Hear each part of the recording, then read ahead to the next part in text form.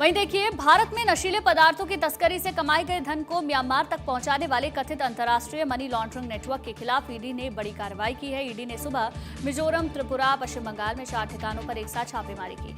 जांच एजेंसी के अनुसार ये कार्रवाई मादक पदार्थों की तस्करी से अर्जित धन को शेल कंपनियों और बैंक खातों के जरिए विदेश भेजने के आरोपों से जुड़ी है। और ईडी की आइजोल सब जोनल यूनिट ने ये कार्रवाई धारा 17 के तहत में की है। मामला नारकोटिक्स कंट्रोल ब्यूरो की अगरतला जोनल यूनिट द्वारा दर्ज एक एनडीपीएस केस से जुड़ा हुआ था, जिसकी जांच के दौरान अंतर्राष्ट्रीय स्तर पर फैले ड्रग और मनी लॉन्ड्रिंग के नेटवर्क के संकेत यहां मिले थे।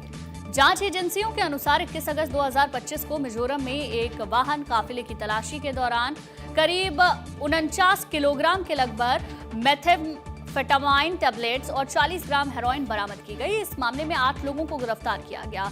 बाद की जांच में ये सामने आया कि ये कोई सामान्य तस्करी का मामला नहीं है, बल्कि एक संगठित अंतर्राष्ट्रीय सिंडिकेट का हिस्सा है।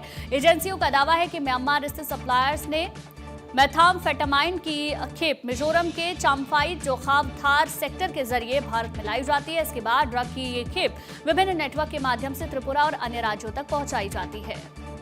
सीमा से बेहद नजदीक के ठिकाने थे। सूत्रों के मुताबिक ईडी की जांच में जिन स्थानों पर छापेमारी की गई उनमें से त्रिपुरा के कुछ जो उसकी सीमा है ठिकाने बांग्लादेश सीमा से मात्र करीब 200 मीटर की दूरी पर मौजूद थे, जबकि मिजोरम का एक स्थान म्यांमार सीमा से लगभग 500 मीटर की दूरी पर बताया गया। सीमावर्ती इलाकों का इस्तेमाल कथित तौर पर तस्करी और धन के प्रवाह को छुपाने के लिए किया जा रहा है।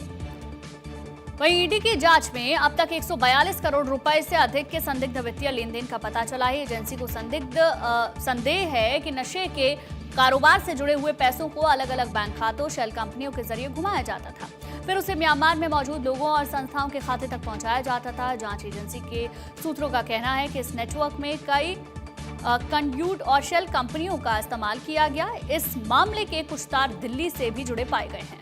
और ईडी की जांच के केंद्र में मौजूद नेटवर्क का मुख्य सप्लायर म्यांमार निवासी चिंटू यांग उर्फ तलू यांगा बताया जा रहा है। उसे हाल ही में एनसीबी ने दिल्ली से गिरफ्तार किया था। जांच एजेंसियों का मानना है कि वहीं से म्यांमार से भारत में मेथाम्फेटामाइन पहुंचाने की जिम्मेदारी उसको दी गई थी और उसके जरिए ही पूरे नेटवर्क का संचालन किया जाता था।